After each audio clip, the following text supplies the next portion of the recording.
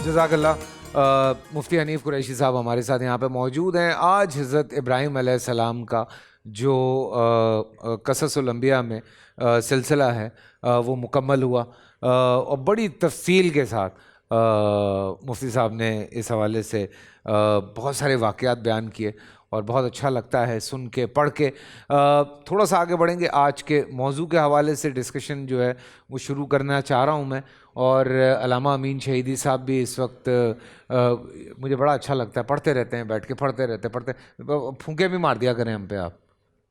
जी अल्लामा साहब, आज के मौजू के हवाले से खुन्स यानी कि जो हमारे जी खुन्सा जी जो ये जिन्हें आम तौर पे कहा जाता है इंटरसेक्स या जो भी लोग, वैसे तो एक जी आप प्लीज़ बात शुरू करें, मैं फिर उसके बाद। बिस्मिल्लाहिर्रहमानिर्रहीम।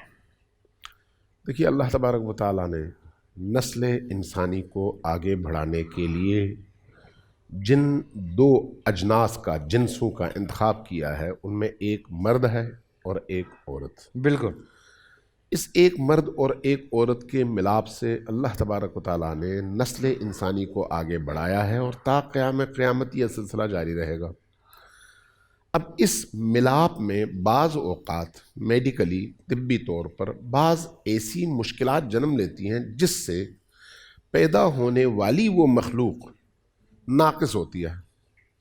अब वो नक्स बाज़ औक़ात बदन के हवाले से है, बाज़ औक़ात बदन के किसी एक हिस्से के हवाले से है, और बाज़ औक़ात ख़ुद उस फ़र्द की जिनसियत के हवाले से है।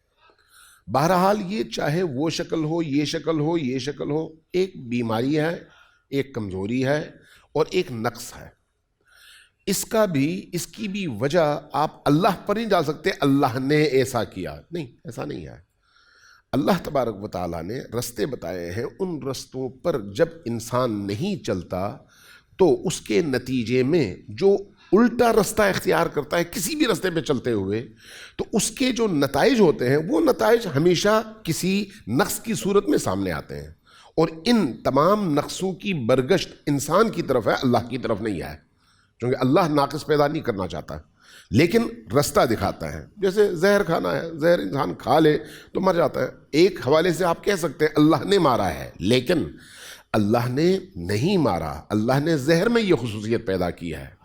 अब आते हैं अपने इस मबहस की तरफ, इस बहस की तरफ। जहाँ तक इस जिन्स का ताल्लुक़ है, जिसको आम तौर पर फ़िक़ही इस्तिलाह में खुन्सा कहा जाता है, हमारे यहाँ ख्वाजा सरा कहा जाता है, ये ख़ुद एक बीमारी है, एक नक्स है। अब सवाल ये है कि हम इस माशरे के अंदर 25 करोड़ का तो तकरीबन 24 करोड़ का माशरा है, इसमें कितने लोग हैं जो इस बीमारी या इस नक्स में मुब्तला हैं? आपने अगर सुप्रीम कोर्ट की वो रिपोर्ट देखी होगी तो उसमें शायद 25,000 से ज़्यादा नहीं है जी, 21,268। हाँ, यानी वो 25,000 से कम है। ठीक है, अब एक सवाल है, इस माशरे में अंधे लोगों की तादाद कितनी है? इस माशरे में लूले लंगड़े लोगों की तादाद कितनी है? ये भी तो नक्स है ना उसी तरह से। ठीक है, इस माशरे में बदन के हवाले से कैंसर ज़दा लोगों की तादाद कितनी है? इस माशरे के अंदर फेफड़ों के मर्ज़ में मुब्तला या गुर्दों के मर्ज़ में मुब्तला, मरने के करीब, परेशान हाल और लाइलाज ऐसे लोगों की तादाद कितनी है? आप ये कहते हैं कि ये मर्ज़ है, बीमारी है ना, नक्स है ना, बदन के हवाले से एक नक्स है, बीमारी भी नक्स है, ये भी एक नक्स है। अच्छा, सवाल यह है कि उन मौज़ूआत की तरफ हमारा ये जो इंटरनेशनल सर्कल है वो क्यों तवज्जो नहीं देता और इसको फोकस नहीं करता, मीडिया में नहीं उठाता, माशरे में नहीं उठाता, सिर्फ एक चीज़ को या दो चीज़ों को या तीन चीज़ों को फोकस क्यों करता है? जी जी आप बात इसकी वजूहात है। कोई नहीं आप बात। मादरत वो कार्ड है। अच्छा, शुक्र है, मैंने कहा कोई ऐसी चीज़ ना लिखी। अल्लाह सलामत रखे जी, इसकी वजूहात है। इसकी वजूहात क्या है? ये जो नस्ल है इसमें उनका कसूर नहीं है, ये कुछ हैं ओरिजिनल केसेस जी, जिसमें वाकई उनके हाथ में नहीं था, वो बीमार हो गए, ये वाला नक्स उनमें आ गया जी। अब शरई तौर पर उनका हुक्म क्या होगा, उसके अपने अपने तरीक़े हैं, उसूल हैं, ज़ाब्ते हैं कि उन पर किसके हुक्म का इतलाक़ होगा, मर्द का या औरत का। लेकिन यूरोप में भी और यहाँ पर भी اس نسل کو انسانوں کے درمیان ان کے استحصال کے لیے اور ان کی گمراہی کے لیے اور ان کے درمیان فحشا کے فروغ کے لیے بھرپور طور پر استعمال کیا جاتا ہے. چلیں یہیں سے کیونکہ یہ خود انسانی استحصال کا ذریعہ بنتا ہے، اس لیے اس پر توجہ زیادہ دی جاتی ہے. تو میں نے اس کا مقدمہ تو بیان کر دیا. اب اس صورتحال میں پاکستان کے اندر اس موضوع کو سپریم کورٹ نے بھی اٹھایا اور معاشرے میں بھی اٹھایا جاتا ہے. جی یہ تو سر اس موضوع کو نہیں اٹھایا، وہ موضوع ذرا سا کچھ الگ تھا جس کو اٹھایا گیا. جی صحیح ہے جی، اس سے ریلیٹڈ تھا نا، اس سے ریلیٹڈ تو ہاں خیر سوری پردہ یہ تھا.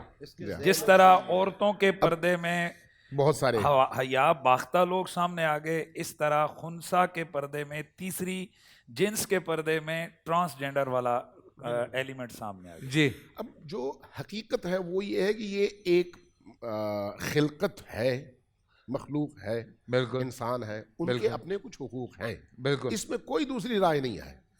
ان کے ان حقوق کا خیال کرنا شرعی طور پر ہر مسلمان کی ذمہ داری ہے. بالکل اللہ نے ان کے بھی حقوق بیان کیے، بالکل ٹھیک ہے.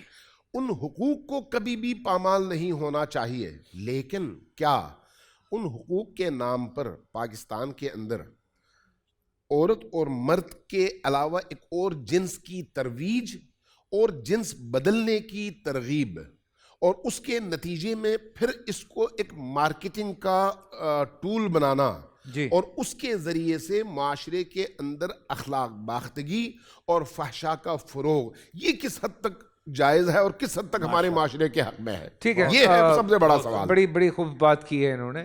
پورا سال انتظار تھا مجھے اس رمضان میں. 30 دن 6 ٹیمز، 12 کنٹیسٹنٹس اور کیش کا پاؤں.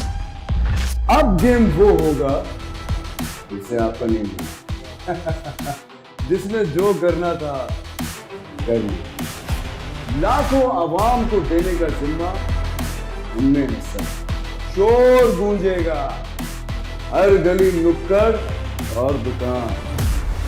رمضان لیگ بنے گی آپ کی پہچان. نعرہ لگے گا تو پارا چڑھے گا.